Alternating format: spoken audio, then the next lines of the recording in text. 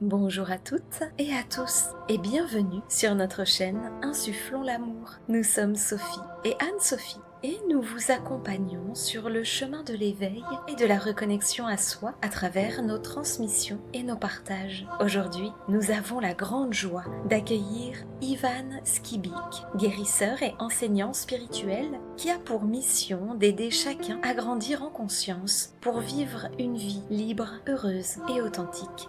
Pendant plus de 30 ans, Ivan a suivi un chemin de vie ordinaire, limité à ce que ses cinq sens pouvaient percevoir, sans savoir qu'une réalité bien plus vaste, vibrante et lumineuse l'attendait. C'est un burn-out qui a agi comme une étincelle, lui révélant tout ce qu'il refusait de voir. Ce moment d'effondrement a marqué le début d'un voyage intérieur profond, où chaque ombre rencontrée a permis à sa lumière de grandir et de briller plus fort. Aujourd'hui, et depuis 7 ans, il met cette lumière au service des autres, à travers des soins énergétiques, des partages vibratoires et des canalisations inspirées. Il accompagne celles et ceux qui souhaitent reconnecter avec leur essence et rayonner leur pleine puissance. Alors, comment passe-t-on d'une vie ordinaire à un chemin d'éveil profond? Comment traverser ces moments de bascule et apprendre à révéler sa lumière? C'est ce que nous allons explorer ensemble avec Ivan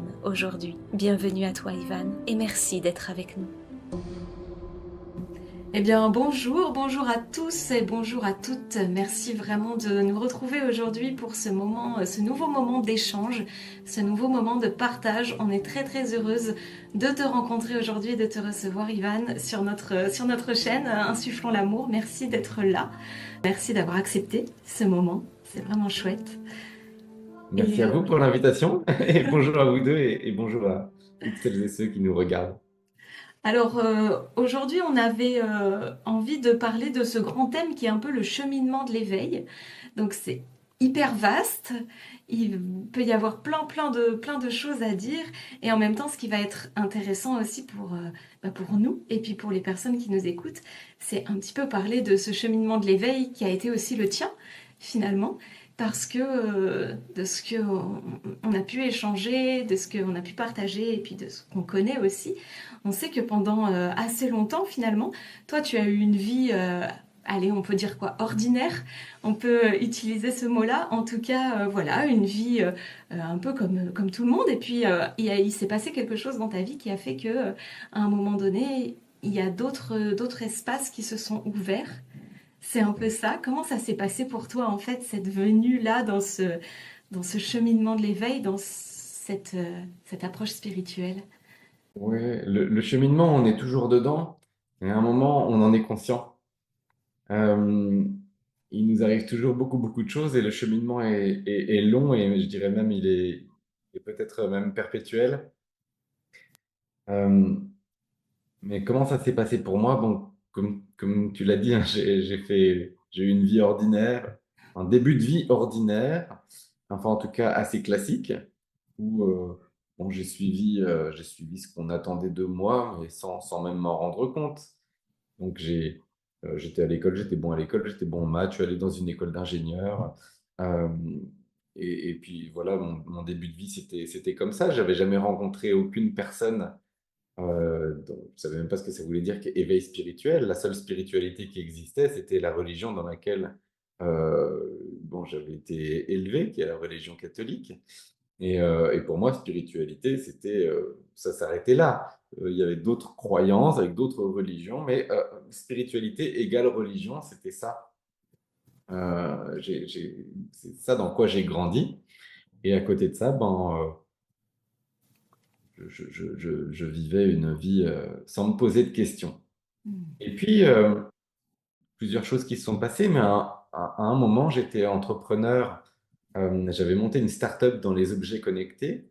Et l'objet de ma start-up hein, que j'avais cofondée, c'était de concevoir et de distribuer un réveil olfactif connecté. Un réveil qui réveille avec des parfums et en plus un réveil connecté. Et donc, j'ai monté cette start-up qui a eu des débuts euh, assez rapides, assez prometteurs. Et puis, rapidement, les choses sont devenus un petit peu moins roses pour la société. Et parallèlement à ça, j'avais mon premier enfant qui était en cours de route et qui était sur le point d'arriver. Et ben, c'est pendant la gestation de cet enfant où j'ai commencé à vraiment me poser plein de questions et à faire attention, à devenir sensible, à porter une attention particulière sur ce que je mangeais, sur la qualité de l'air que je respirais, sur la qualité de mon environnement, la qualité au début électromagnétique, chimique, physique, et puis ensuite c'est devenu aussi la qualité énergétique, chose que je ne connaissais absolument pas. Mais de fil en aiguille, comme j'ai commencé à m'intéresser, tiens, comment est-ce qu'on peut donner une eau plus saine, on peut la filtrer, puis ensuite, bon, je me forme, je vais à des conférences, il y a des personnes qui parlent de dynamisation. Ah bon, qu'est-ce que c'est la dynamisation? Donc je découvre qu'il y a des choses qui sont là, qu'on ne peut pas mesurer avec des moyens, en tout cas, validés par la science. La radiesthésie n'est pas un moyen validé par la science. Et à ce jour, je ne sais pas s'il y a d'autres moyens de valider. Enfin bon, bref, mais je découvre des choses qui sortaient de mon référentiel. Et ben, comme tout ça, bon, j'étais suffisamment ouvert ouvert à la possibilité que ces choses-là existent. Et puis surtout, j'ai eu un cerveau bien carré, bien ingénieur. Ben, en fait, je me suis aperçu que ces choses-là n'étaient pas choquantes. Que l'énergétique obéit à des lois, est régi par des règles, et donc tout ça, ça va bien. Il y a des lois, des règles, tout est carré. C'est simplement que le référentiel n'est pas le même que celui que j'avais appris avant. Donc avec un peu d'ouverture, on peut simplement dire, OK, il y a des règles, il y a des choses. Ça ne venait pas choquer ma propre existence, ça ne venait pas me remettre complètement en question, simplement offrir quelque chose de plus grand, de plus vaste. Bref, j'ai mis un pied là-dedans et puis en fait assez rapidement, donc j'ai fait un burn-out parce qu'il y avait vraiment une problématique de sens à ce moment-là dans ma vie où ce que je faisais dans ma vie et qui m'avait excité pendant un temps, qui répondait vraiment à des besoins, besoin de vivre ma propre aventure, de voler de mes propres ailes et potentiellement de gagner plein d'argent. Bon, ces choses-là n'étaient plus vraies ou en tout cas il y avait d'autres besoins qui étaient prioritaires par rapport à ça, notamment cette problématique de sens qui est arrivée et qui arrive, je pense, dans la vie de pas mal de personnes, surtout à cette étape-là de bon, on a déjà une expérience professionnelle, on a déjà vécu un peu, et puis on arrive, premier enfant, bon, il y a souvent des choses qui se bousculent à ce moment-là. Et euh, donc, je me retrouve à ne plus du tout me retrouver dans ce que je faisais, et voire même à aspirer à une vie qui est à l'exact contraire de ça, dans laquelle il y a vraiment du sens pour moi. Le sens pour moi, c'était bon, bah, le respect de l'environnement, c'était l'autre aussi, la dimension de l'autre, prendre soin de l'autre, en tout cas le respect de l'autre, etc. Et puis assez rapidement, j'ai commencé par me former dans des disciplines énergétiques, de la radiesthésie, euh, de, de la géobiologie, du magnétisme. Je me suis formé dans des disciplines énergétiques. J'ai fait une initiation en chamanisme. Et tout ça m'a amené après à vouloir voilà, partager, à faire des soins moi-même voilà, en continuant mon chemin, bien évidemment. Et disons que les choses se sont passées très, très vite. Je ne sais plus quelle était la question de départ, pardon, je suis perdu. C'est ça, c'est parfait. Et ce que j'entends dans ce que tu partages, c'est que au départ, quand même, il y a une ouverture. C'est-à-dire qu'il y a une curiosité quand même. Il y a des choses qui arrivent à toi. Et t'as cette curiosité quand même de te laisser un peu guider par ce qui est là, même si les mots, c'est peut-être pas cela, ou même si voilà, c'est un langage différent aujourd'hui, où on parle de, voilà, on se laisse guider par l'intuition ou quoi que ce soit, il y a quand même quelque chose, j'ai l'impression, dans ce que tu partages, où il y avait une ouverture et une curiosité d'aller regarder ce qui se présentait aussi à toi. Oui, absolument. Il y a cette ouverture qui est nécessaire parce qu'évidemment, je pense que c'est même certain, j'avais déjà entendu à quelques reprises parler de guérisseurs ou de personnes comme ça quelques années plus tôt. Et pour moi, c'était catégorique, c'était refus, c'était blocage, c'était ces types-là, c'est des charlatans et c'est tout. il n'y avait pas possibilité de discuter. Et puis, en grandissant un peu, en devenant un peu plus mûr, ben, il y a plus d'acceptation, d'ouverture tout simplement qui était là, qui m'ont permis d'arriver à ça. Donc c'est ouais, l'ouverture avant tout, et puis aussi évidemment la, c'était ouais, la curiosité évidemment qui m'a toujours qui m'a guidé vraiment à ce moment-là. Et en fait, au-delà de ça, c'était bon, c'était davantage vraiment des appels intérieurs au final, hein. Il y avait un appel pour ça, même si évidemment à l'époque, j'étais incapable de mettre ce mot-là ou de me considérer comme quelqu'un d'intuitif. Mhm. Et c'est ça qui est intéressant et je pense que ça peut parler beaucoup ce que tu partages là parce que il y a en effet, on sait que dans ce processus d'éveil, dans ce cheminement d'éveil, il y a des personnes qui aujourd'hui encore sont réfractaires, mais peuvent être réfractaires aux mots finalement qu'on peut employer, tu vois, guérisseur, médium, chaman, des choses comme ça, c'est des mots qui peuvent faire peur à des personnes qui sont en début d'éveil ou en début de cheminement. Mais ce qui est intéressant aussi, c'est de ne pas se fermer finalement à ce qu'on ressent. Finalement, les mots, c'est des étiquettes qu'on va mettre et qui peuvent un petit peu faire peur au départ. Mais il y a quand même, dans ce que j'entends en tout cas de ce que tu partages, il y a ce ressenti aussi qui était C'est là. ça, Qui est là. c'est ça. Et puis dans ce chemin, le chemin consiste à s'affranchir de toutes les étiquettes et à se défaire de toutes les étiquettes qu'on met. Et pourtant, bon, les étiquettes, elles ont aussi des avantages. Elles ont le mérite d'être là pour nous construire. Et la construction permet des déconstructions qui viennent après. Mais sans ces premières constructions, on ne pourrait pas accéder aussi loin. Donc, on est obligé de jouer à ce jeu de, allez, on va se construire, on va mettre des premières étiquettes, ou on va mettre des étiquettes tout court, et puis ensuite, on revoit ça avec davantage de maturité, avec davantage de conscience. On revoit ça pour redétruire ce qui a été fait avant, mais reconstruire d'une manière différente. Ouais, ça, t'as raison, dans ta description, on sent bien justement ce phénomène qui est très important dans l'éveil, c'est que c'est en continu, c'est que c'est permanent.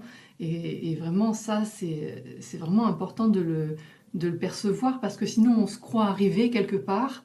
Et si on se met à stagner dans cet espace-là, finalement, c'est là que ben, il se passe plus rien. Et ça, c'est vraiment important dans l'éveil, c'est cette compréhension qu'on est tous en chemin, work in progress, pour tout le monde. Et qu'en effet, c'est un vrai travail sur soi, un travail intérieur qui est profond. Justement, quand on a cette conscience, c'est que, comme tu le dis au départ, on a besoin de savoir, pour aller quelque part, c'était vraiment un... Je vais faire une petite parenthèse.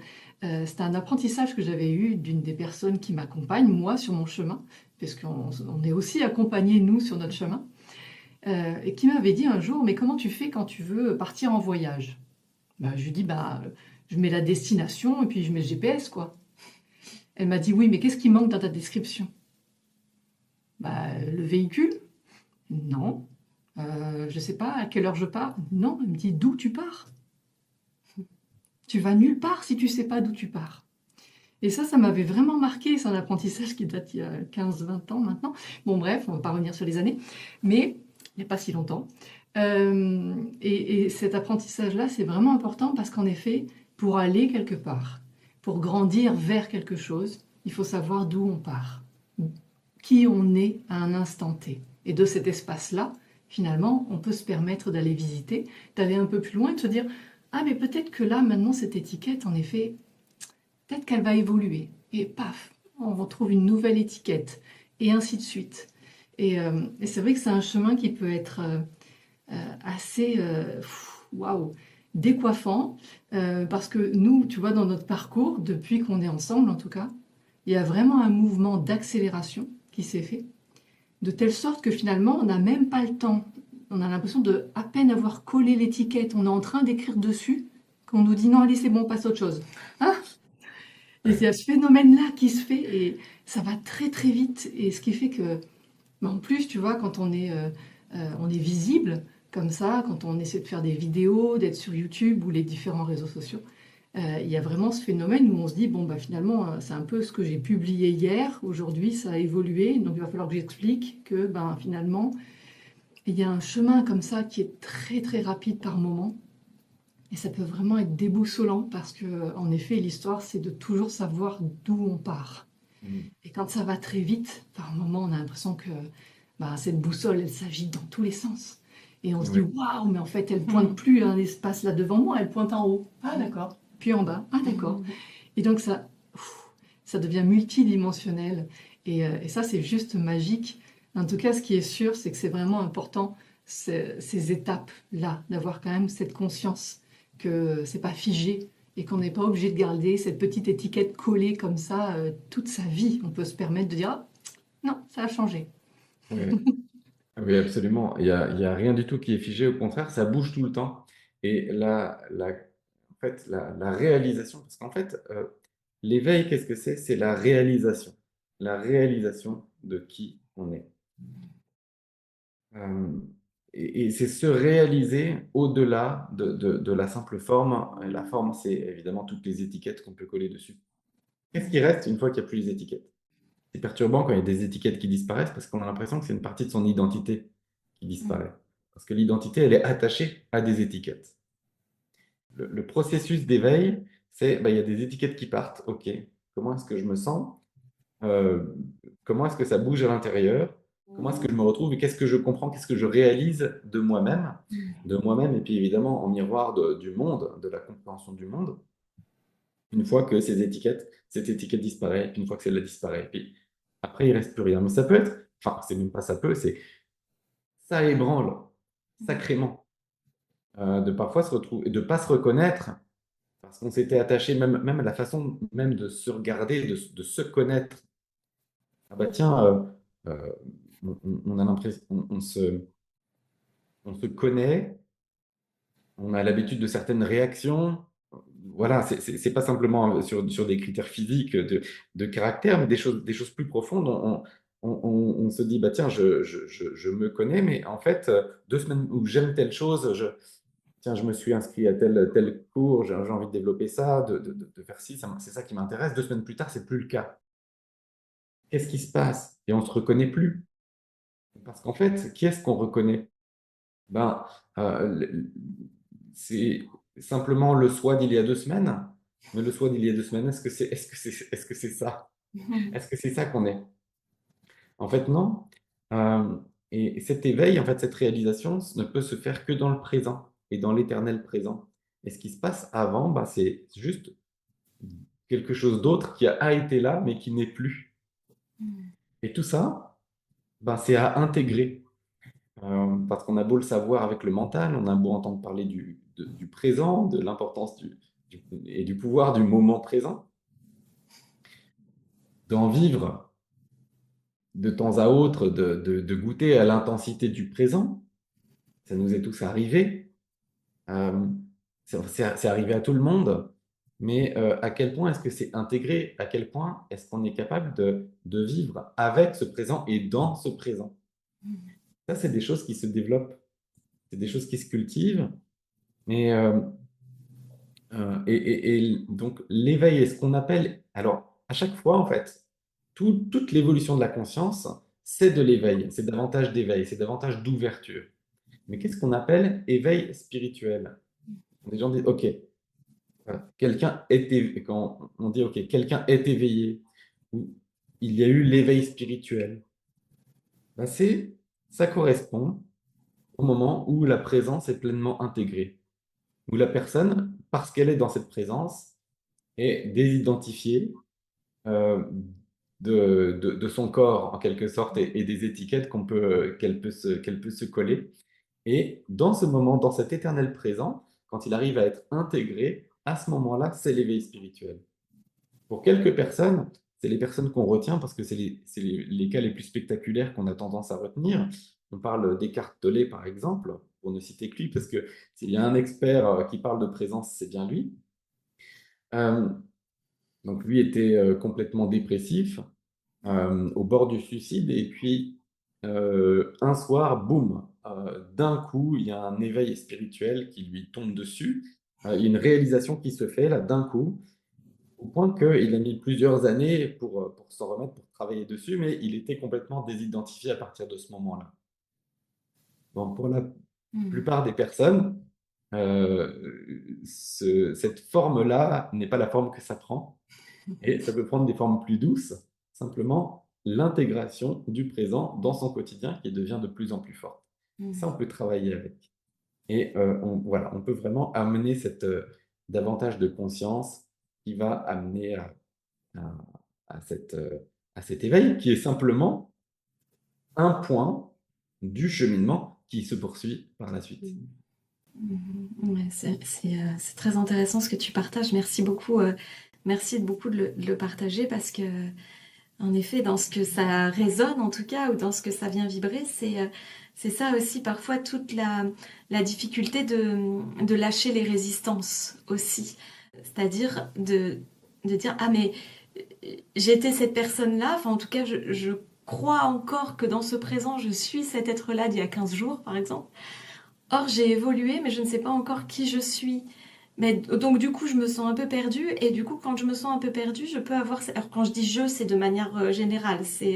Mais il peut y avoir cette tendance du coup à s'accrocher en Oui, disant waouh, Et c'est là qu'intervient, en tout cas c'est comme ça que je l'entends aussi et que ça vibre, intervient cette fameuse notion, alors qui peut faire peur et qui est un peu galvaudée aussi dans le langage, cette fameuse notion de lâcher prise, que nous on n'aime pas plus que ça, mais plus d'accueil en fait, et d'accepter qu'à l'instant présent, c'est tout simplement. Il y a quelque chose un peu comme ça, c'est là et c'est presque à accueillir les bras ouverts. Et quand on dit d'accueillir les bras ouverts, pour nous, c'est très en lien avec l'espace du cœur aussi, parce que les bras étant le prolongement de cet espace du cœur, quand on accueille à bras ouverts, on accueille aussi avec le cœur. Donc, enfin voilà, dans ce que tu partages, il y a vraiment tout ça qui vient résonner aussi en ricochet sur ce qui est là, sur ce que je ressens et sur ce que aussi les personnes qu'on accompagne nous partagent souvent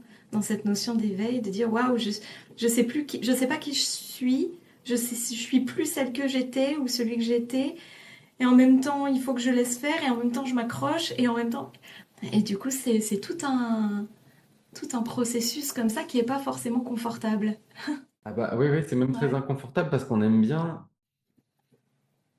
être rassuré, être dans un cadre et être enfermé quelque part, puisque ces murs qu'il y a autour de nous, ben, c'est des repères. S'il n'y a plus de mur, qu'est-ce qui reste? Ah, c'est la panique. S'il n'y a plus de mur, il n'y a plus de plancher, il n'y a plus rien. C'est comme ça qu'on se retrouve en fait. Et là, on a envie de se raccrocher à des murs. On a envie d'être sur un sol, mais il n'y a plus rien. Et donc, c'est inconfortable. Et comme tu dis, c'est que dans l'abandon total qu'on peut vraiment se retrouver. Parce que qu'est-ce qui reste? Il reste toujours quelque chose qui est immuable, qui est immortel, qui est toujours là. Euh, et c'est soi qu'on découvre, mais un soi qui est, voilà, c'est un nouveau soi, un soi dont on n'avait pas conscience, un soi qu'on réalise à ce moment-là. Et ça ne se fait pas forcément en une fraction de seconde, mais c'est un processus qu'on traverse. Et on peut, enfin, et dans ce processus, en fait, euh, il y a souvent la nécessité bah, voilà, de lâcher des choses, comme on a dit, mais de lâcher les peurs qui naissent, euh, qui sont présentes dans ces moments-là, déconstruire des choses. Enfin, c'est un processus. Et cette sensation, je la connais très bien, waouh, d'avoir peur et de ne plus savoir à quoi se raccrocher, parce que c'est ce qu'on traverse dans ce cheminement. Et ça, encore une fois, je pense que c'est une chose super importante et je voudrais vraiment insister dessus. On retient les exemples qui sont les plus spectaculaires, parce que c'est ceux qui marquent le plus nos esprits. Donc des personnes pour qui ça se passe en une fraction de seconde, mais pour la plupart des personnes, ça ne se passe pas en une fraction de seconde, mais ça se passe en des mois, des années.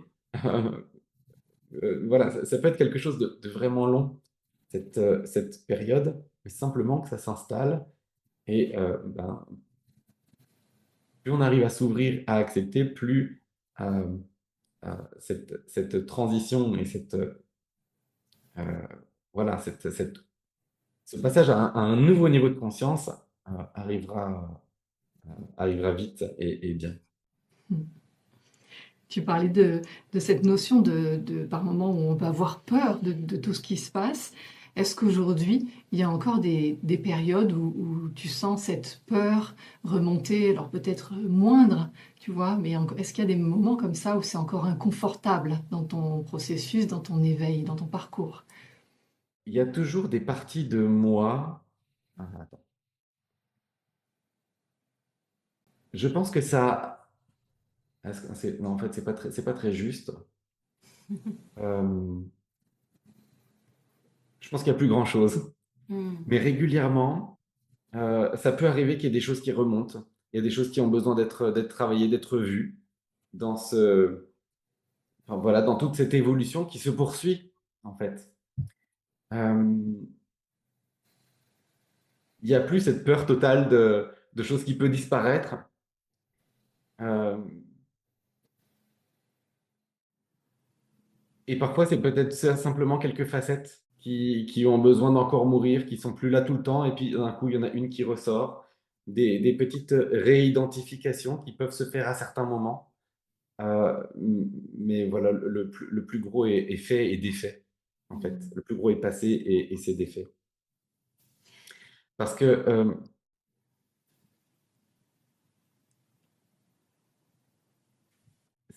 c'est une évolution et les choses ont besoin de s'intégrer.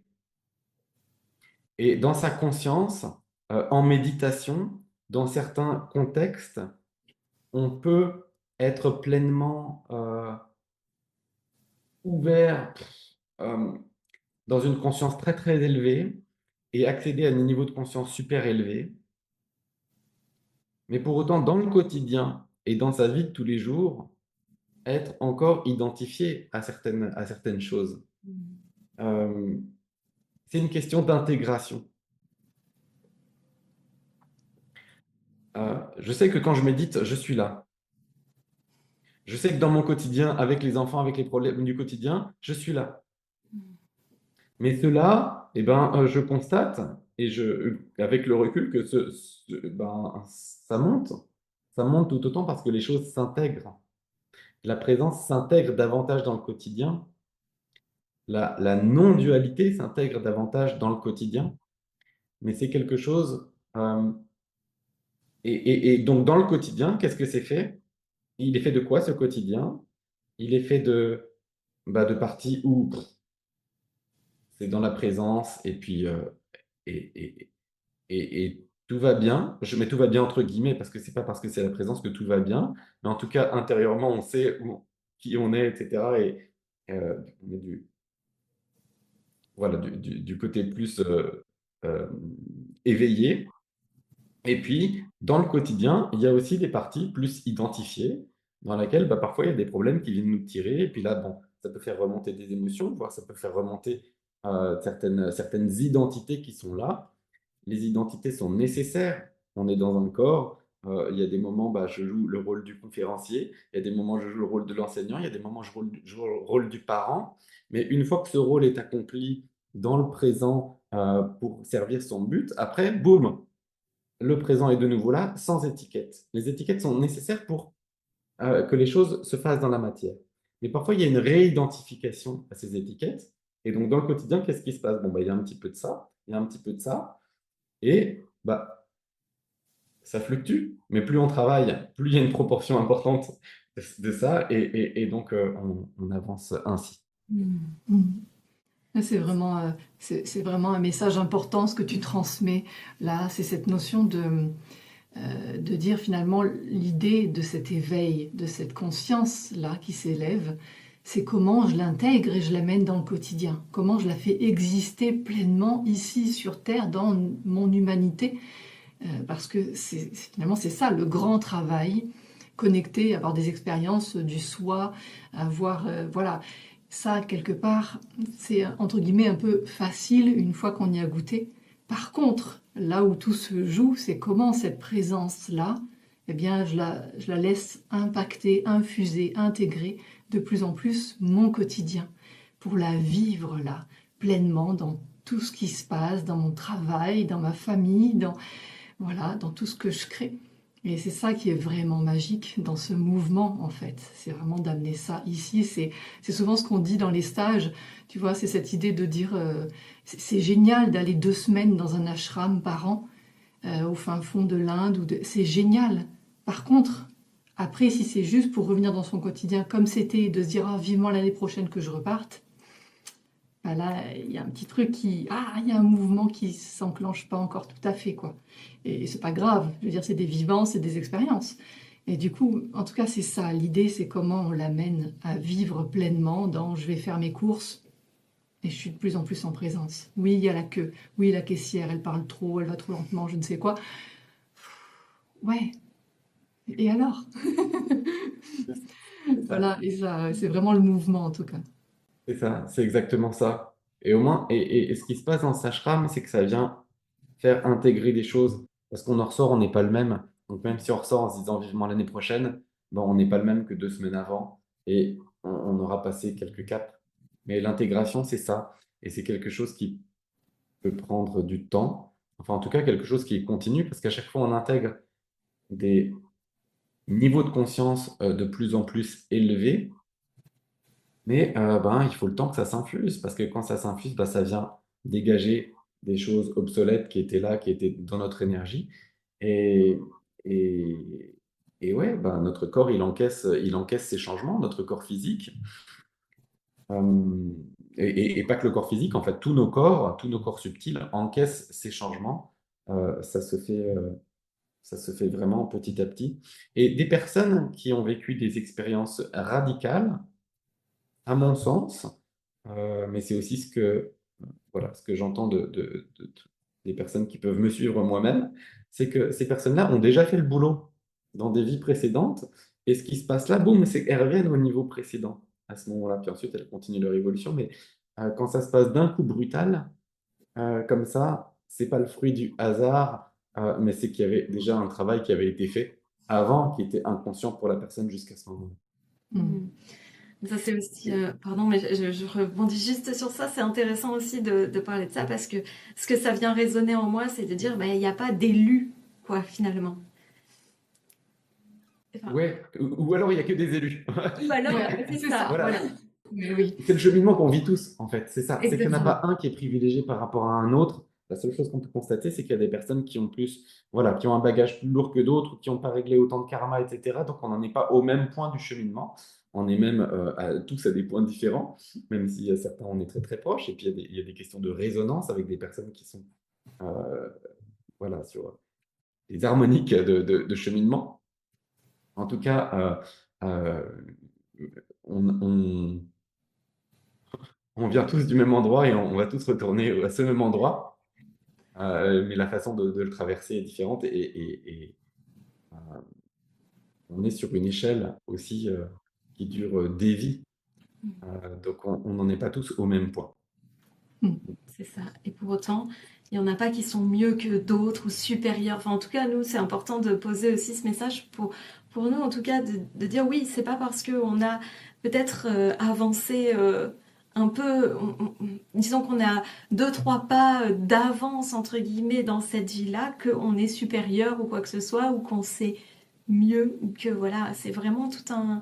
Ouais, j'ai l'impression que c'est tout un réseau aussi. On parle beaucoup d'élévation mutuelle. Nous, dans notre approche aussi, c'est que finalement, on a toujours quelque chose à apprendre aussi de chaque espace qu'on rencontre. Oui, absolument. Tout le monde ouais, tout le monde est l'enseignant de tout le monde. Euh, C'est-à-dire qu'en étant suffisamment ouvert et honnête avec soi-même, ben, on voit on s'aperçoit que bon, bah, tout est une occasion d'enseignement, tout nous apporte de l'enseignement. Mais évidemment, un, un enseignant, un vrai enseignant spirituel qui nous guide, évidemment, ça n'aura pas la même portée. Disons que toutes les personnes ou toutes les situations qui peuvent nous arriver sont des occasions de libérer de libérer des choses, de se réaliser un petit peu plus. Mais évidemment, quand on a une conscience qui brille 1 million, 1 milliard de fois plus et qui est là à côté de nous et qui nous aide à faire le prochain pas, pas forcément ça nous élève énormément. Donc il y a, voilà, tout le monde est le maître de tout le monde, il y a des occasions de réalisation partout, mais évidemment, pour avancer sur cette voie, en étant guidé, en se faisant accompagner, enfin, c'est pour moi, c'est absolument nécessaire. Ça peut se faire euh, avec des livres, avec des personnes, avec des vidéos, euh, jusqu'à un certain stade.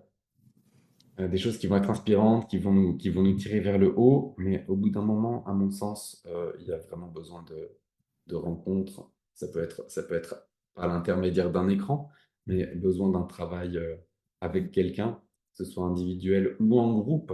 Mais ouais, passer certains caps, et pour avancer, il y a vraiment besoin d'être accompagné.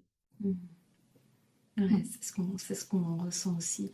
Je reviens juste sur ça, j'ai plein de questions qui arrivent, mais j'observe ce temps où j'ai l'impression que quand il y a une question qui est là, il y a vraiment un temps pour toi aussi d'aller interroger justement ces êtres intérieurs. Nous on dit ça, ces parts de toi, il y a quelque chose comme ça de revenir à toi. Et c'est un cheminement qui me parle beaucoup parce que c'est aussi ce qu'on fait. Alors je sais pas si c'est très clair ce que je suis en train d'expliquer, mais voilà, j'ai l'impression que on sent vraiment que la réponse qui va arriver, elle vient d'un espace en toi. C'est pas je réponds pour dire de répondre, mais il y a vraiment quelque chose d'un espace en toi que tu viens contacter, que tu viens connecter. Tu parles de moi, Ivan, Ouais, je comme parle de réponse? toi, Ok. Ivan, ouais. Mais je parle de toi, Ivan, parce que ça me parle beaucoup. Enfin voilà, là c'est une observation que je vois et j'ai l'impression de sentir ça. Que, hop, il y a un espace de toi comme ça qui va chercher quelque chose vraiment à l'intérieur et qui vient de très posé, de très calme. Et voilà.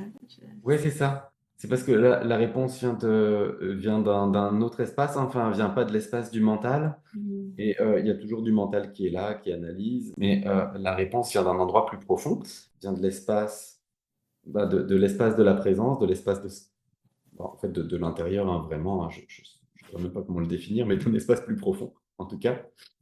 Euh, et euh, d'un espace de vérité. Et parfois, s'il y a quelque chose, des mots qui sortent, ou parfois je peux m'interrompre pour dire, ah, ok, non, ça c'est pas tout à fait juste. Mm. Qu'est-ce qui pourrait être plus? Je reviens, mais oui, oui, oui, oui, effectivement, c'est bon, c'est la différence entre une conversation plus profonde et puis une conversation qui va s'arrêter au niveau mental, qu'on peut avoir au coin de la rue facilement avec n'importe qui. Bien que être au coin de la rue avec n'importe qui n'empêche pas de toujours partir de cet espace. Mais Mm. là encore, ça fait partie de cette intégration dont on a parlé à plusieurs reprises. Plus on cultive cette présence, enfin, j'ai envie de dire, plus on monte en conscience d'une manière générale, mais plus on intègre ça, euh, plus ça va, voilà, plus ça va être naturel et plus les choses vont venir. En fait, c'est tout simplement plus de présence. Et les réponses viennent directement de cet espace, de la présence en soi, de la vérité qui est là. Mm. Et c'est vraiment, enfin, moi, ça résonne beaucoup pour moi. Et, euh, et du coup, je me dis que dans ce cheminement de l'éveil, il y a aussi cette dimension d'écoute intérieure, du coup, de vraiment prendre le temps d'aller écouter comment est-ce que ça vibre aussi et comment est-ce que ça peut ressortir en disant ah non là je sens que c'est pas tout à fait juste ou ah je sens que là voilà de réajuster aussi toujours je sens vraiment que ça fait partie du cheminement ça aussi du cheminement de présence justement du cheminement Oui, de cet éveil là d'apprendre à, à ne pas précipiter forcément des réponses ou à pas précipiter forcément quelque chose, d'être d'oser aussi être en soi et de pouvoir oui. aller écouter quelque chose comme ça. Je trouve ça assez fascinant moi et assez passionnant. Comme Hmm. ouais, je trouve ça très beau. En fait, il y a ce qui est là, ce qui est vrai, ce qui doit être dit, et qu'est-ce qui fait qu'on peut vouloir précipiter les choses, ou alors répondre des choses qui sont inexactes. Bon, bah, c'est qu'il y a du mental qui est là. Il y a d'autres choses qui sont là, des blessures qui font que on n'a pas envie d'être vu sous telle et telle facette. Des choses qui font qu'on a peur de dire ci ou ça, un besoin de contrôle qui fait que, hop, on veut verrouiller la réponse qu'on donne. Et toutes ces choses-là bah, font partie des choses qu'on lâche dans ce processus de conscience. Donc, en fait, bah, finalement, tout ce travail de monter en conscience bah, fait que naturellement, la conversation deviendra plus profonde et les réponses beaucoup plus justes et vraies et partiront de cet espace-là. Qu'est-ce que c'est la conscience? C'est la vision qu'on a du monde et la vision qu'on a de soi, hein. Donc, tout au début, avec un faible niveau de conscience, on est très identifié. Donc, tous les problèmes tels qu'on les voit, ben, c'est tout par rapport à soi. On prend l'impression que le monde est contre soi. C'est comme si on est dans un avion, mais qui est au sol, à l'aéroport. Il y a des choses qui se passent sur la piste, la ville tout autour est en effervescence, il y a tout qui bouge, il y a plein de problèmes qui sont là. Et puis, la montée en conscience, bon, bah, c'est comme quand on monte l'avion, on monte en avion, on s'aperçoit que les choses, elles grouillent, mais ça nous atteint beaucoup moins. Et puis ensuite, on continue de monter, bah, on voit que la ville de New York, bah, en fait, finalement, c'est tout paisible. Il n'y a rien qui bouge. Et puis ensuite, on monte, on monte, on monte. Et finalement, la conscience, c'est ça, c'est embrasser un regard plus inclusif hein, sur tout ce qui est. Et ça nous fait sortir de l'agitation et de l'identification aux trucs vraiment,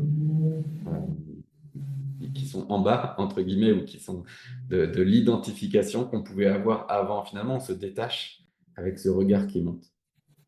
Dans cette montée en conscience, je vais donner un petit peu plus de détails dessus parce que c'était, et c'est toujours une base avec laquelle je travaille et qui m'a aidé vraiment à comprendre des choses et à moi-même franchir plus facilement des étapes sur cette échelle, c'est de parler de l'échelle de conscience de David Hawkins. David Hawkins, qui est un contemporain américain, il est décédé dans les années 2000 et il a fait 50 ans d'études. C'est un docteur qui a fait 50 ans d'études sur la conscience et qui a établi une échelle de niveau de conscience.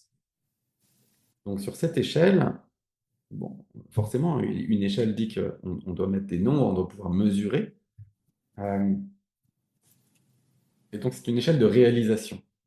Donc ça va de 1 à 1000. Au niveau 1, c'est l'état de conscience le plus faible, le plus identifié. C'est une souffrance extrême, c'est quasiment la mort. Et le niveau 1000, c'est le niveau le plus élevé de réalisation atteint par des personnes incarnées.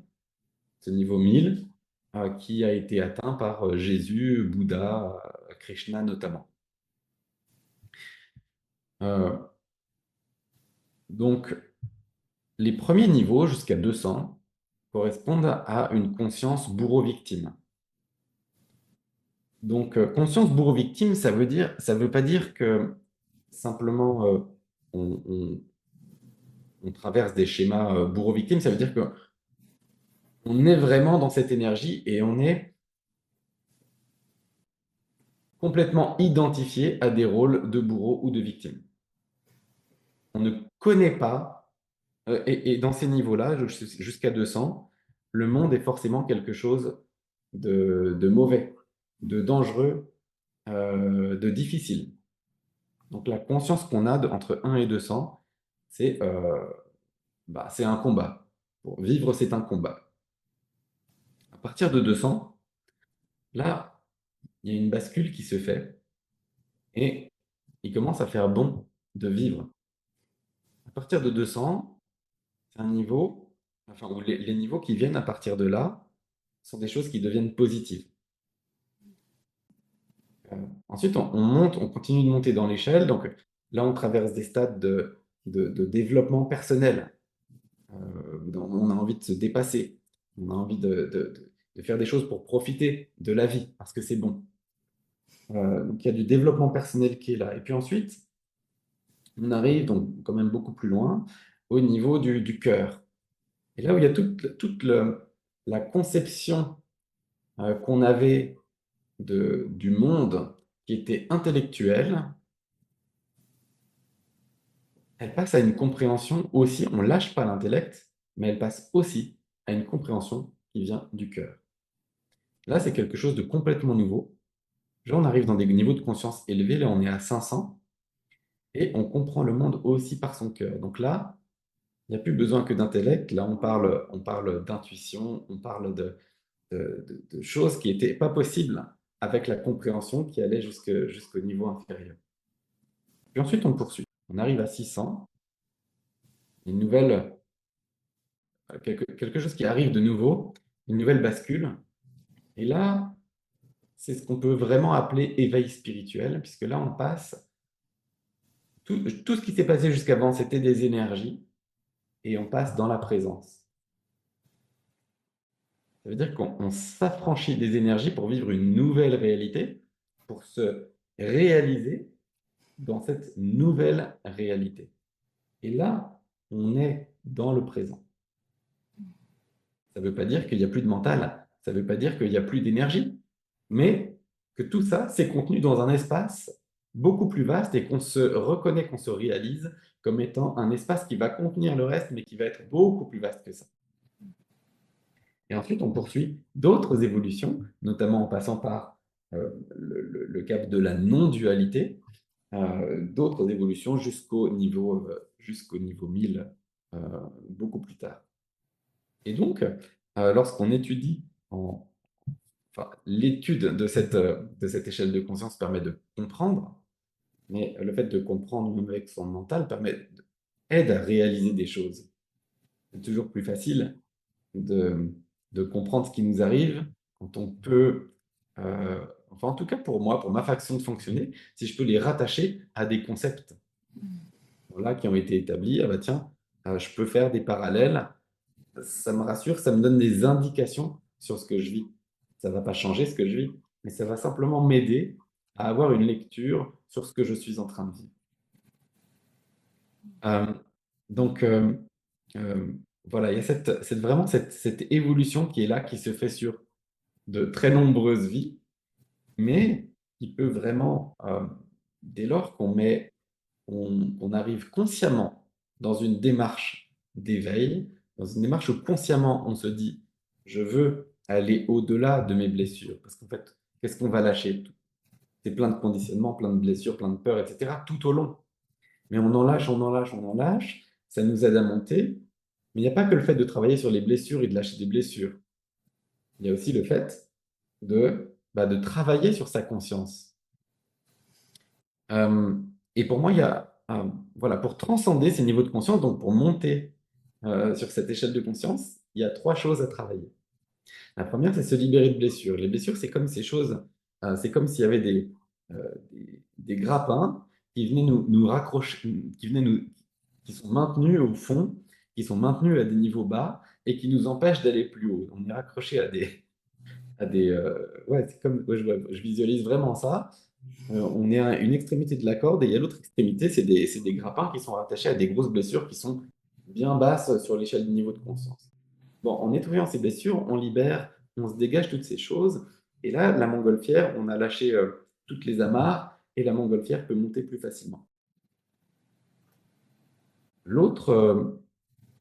Une deuxième chose à travailler, eh ben, c'est l'ouverture, s'ouvrir à des niveaux de conscience plus élevés.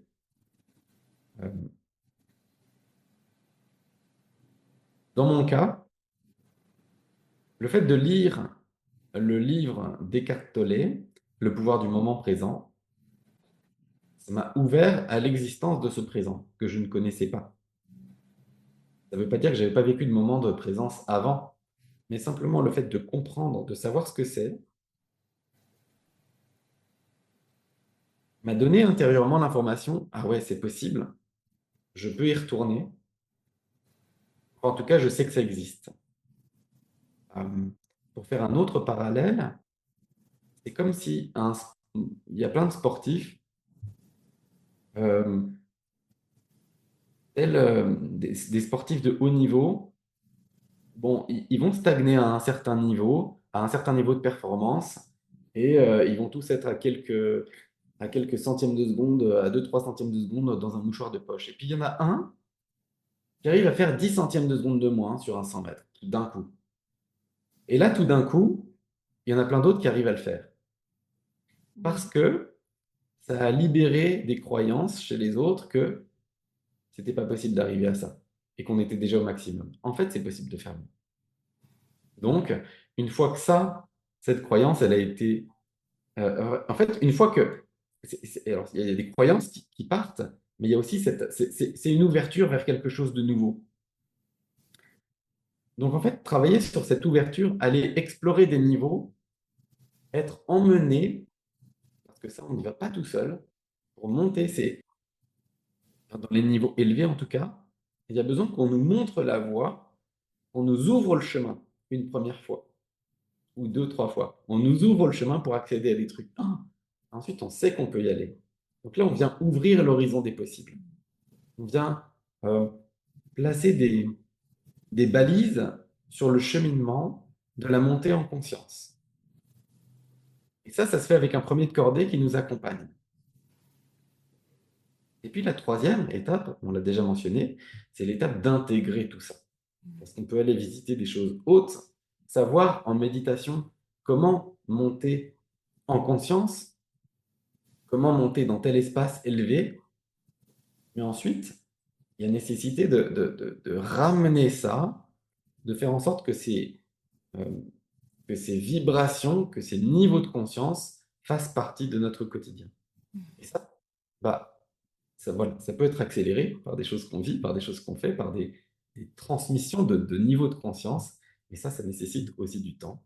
Et donc avec ces trois étapes, en tout cas c'est ce que je crois et c'est ce que j'enseigne moi-même, avec cette façon de faire, on peut transcender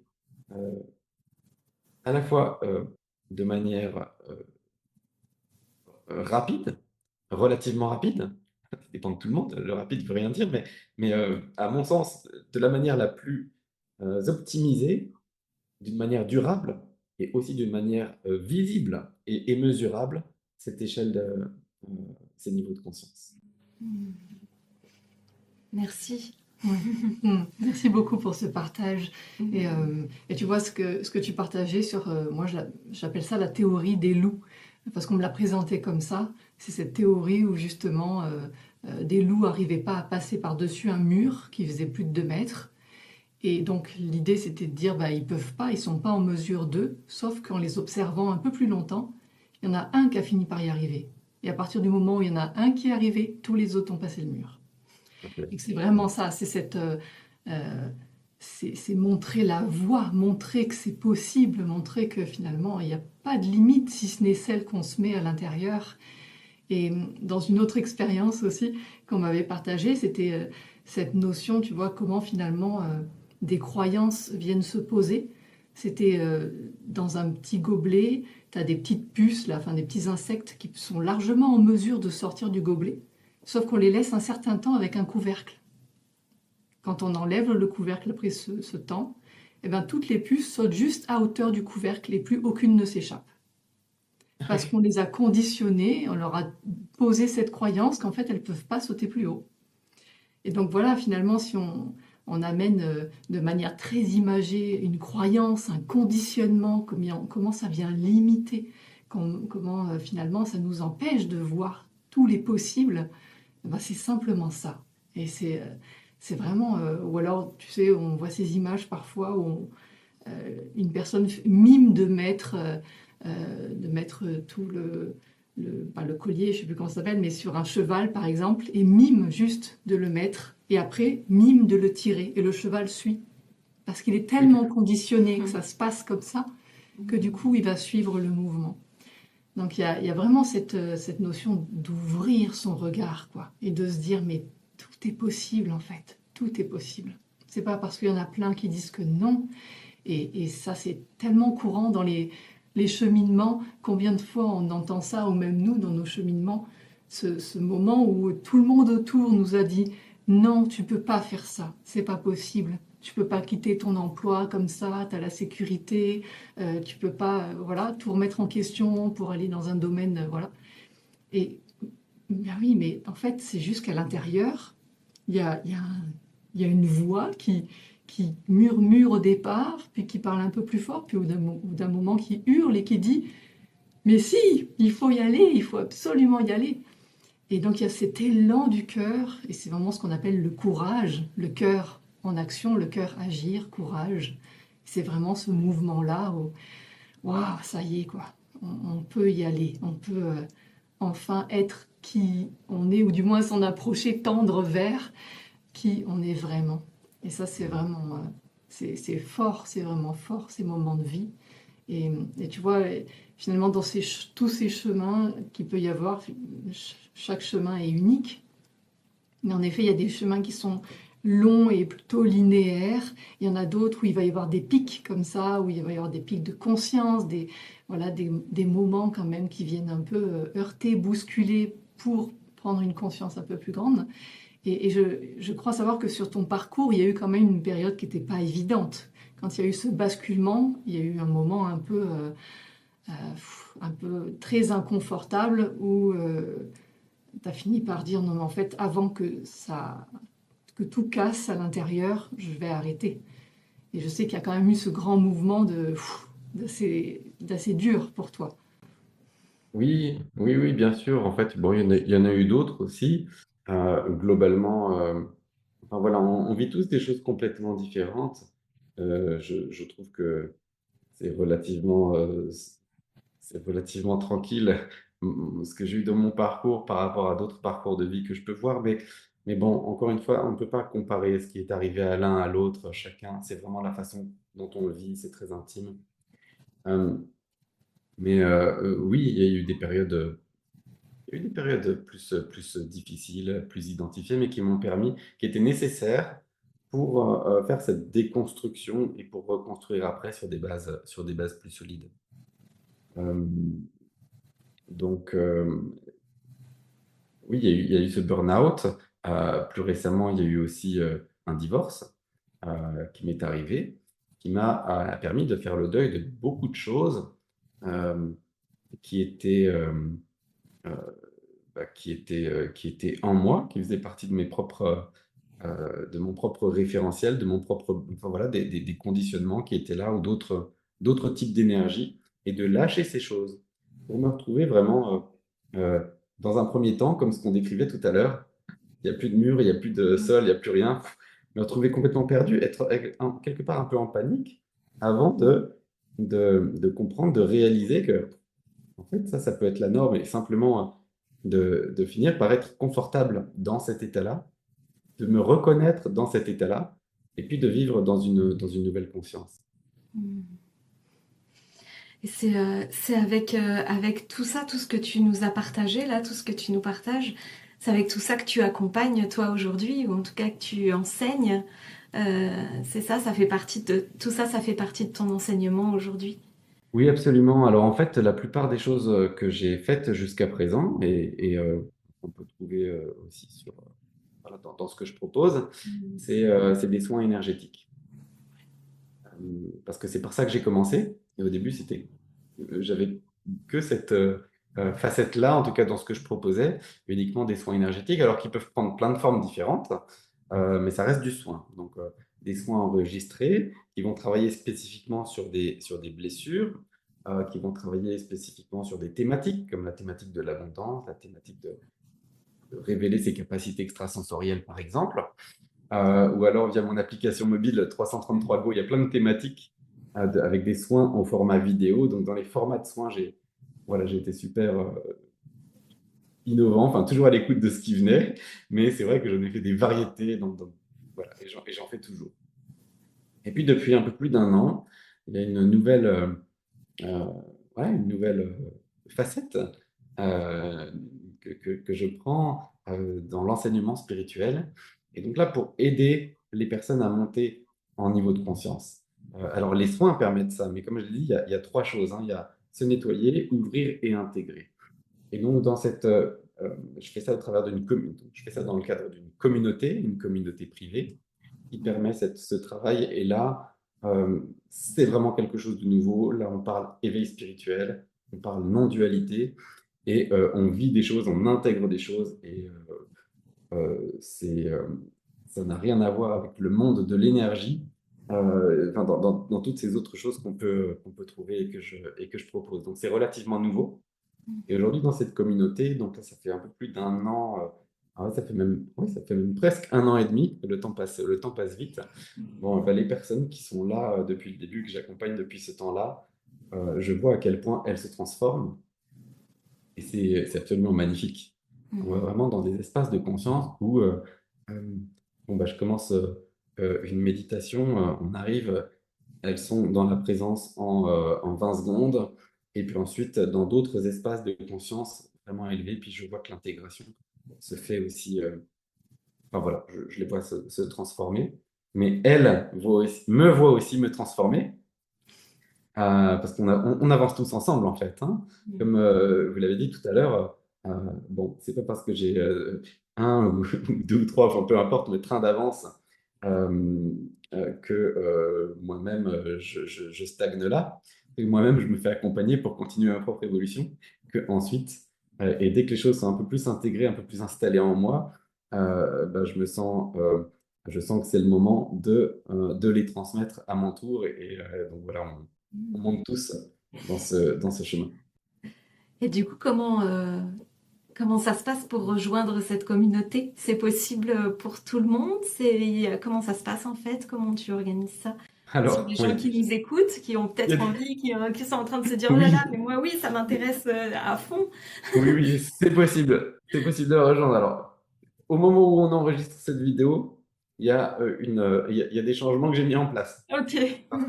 Mais le principe, c'est que c'est accessible à tout le monde.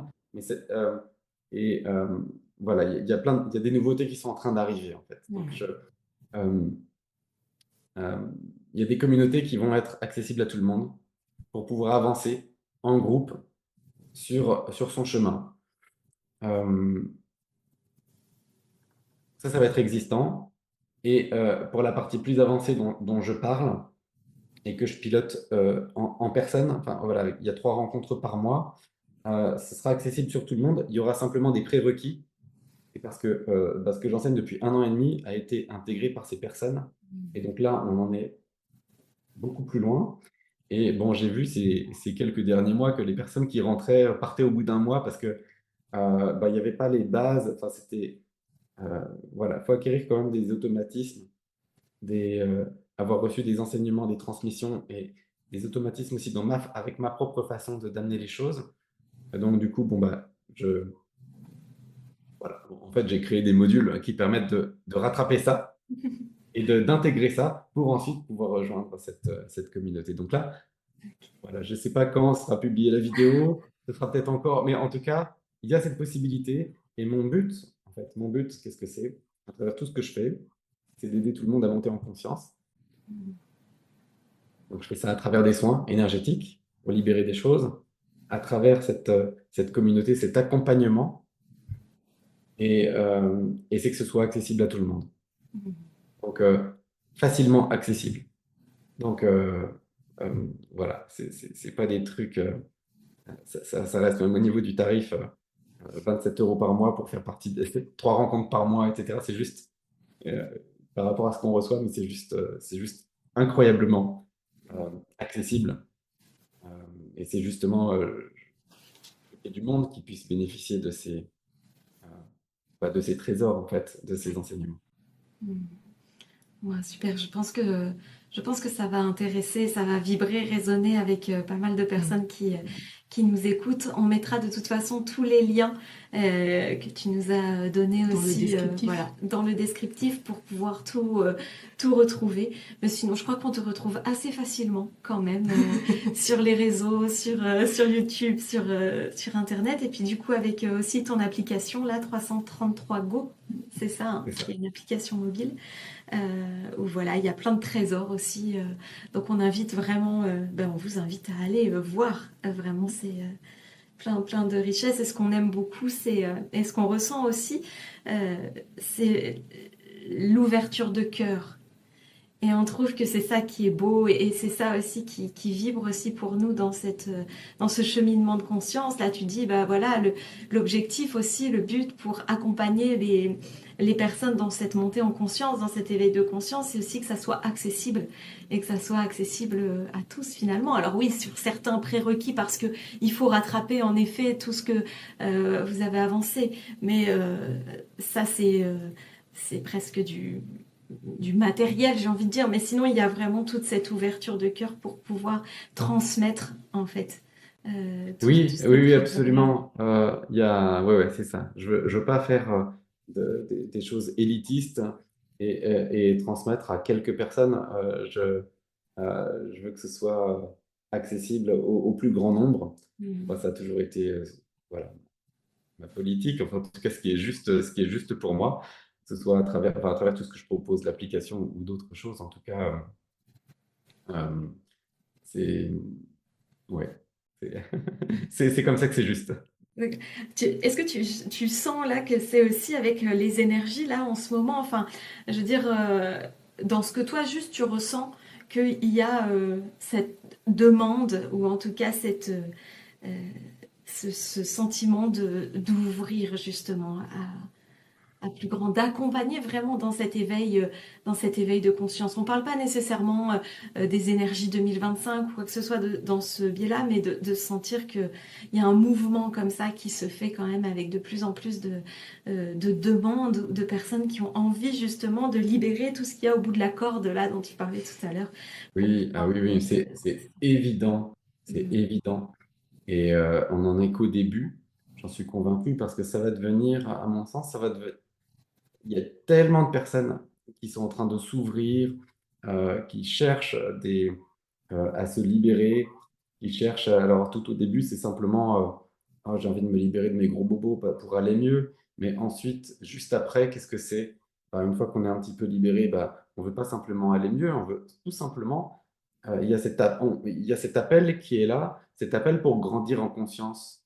Parce que quand on regarde la motivation des gens, bah, tout au début, je veux un soin pour aller mieux. Mais après, c'est pas un soin pour aller mieux, c'est un soin pour continuer à m'ouvrir et continuer dans ce cheminement.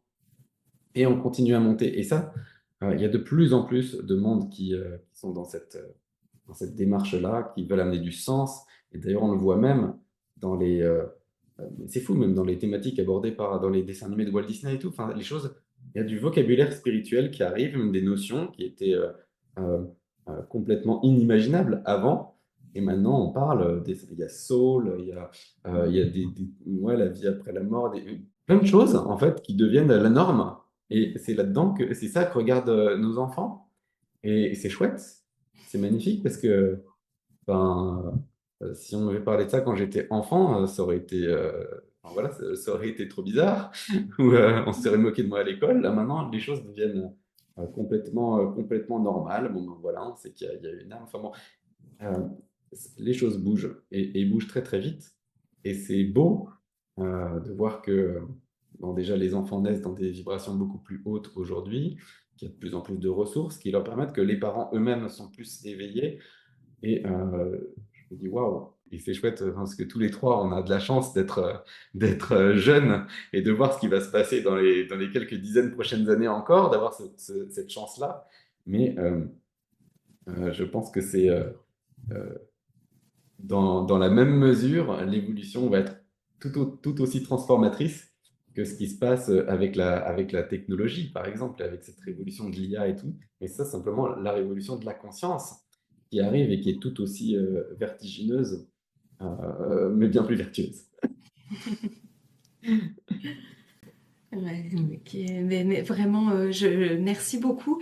Je vois à chaque fois le temps qui passe et je me dis, oh là là, mais on aurait encore tellement de choses à dire et tellement de choses à partager. C'est vraiment des moments très agréables pour nous. Donc vraiment encore merci. Et puis ça vient beaucoup vibrer ce que tu partages.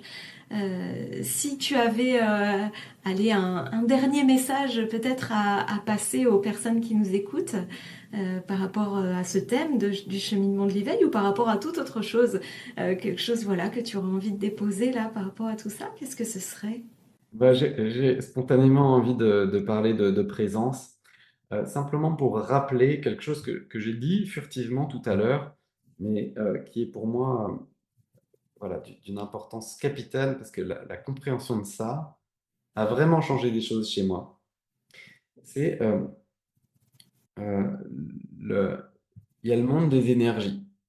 Le monde des énergies, c'est tout ce qu'on connaît, tout ce qu'on peut voir, tout ce qu'on peut percevoir. C'est le monde des soins énergétiques, donc même des choses qui sont au-delà de la matière, mais tout ça, c'est régi par des lois de cause à effet.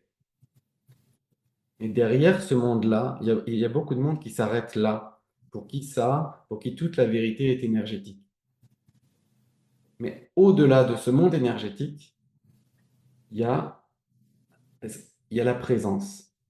La présence contient l'énergie, mais c'est comme si la télé passe du noir et blanc à la couleur.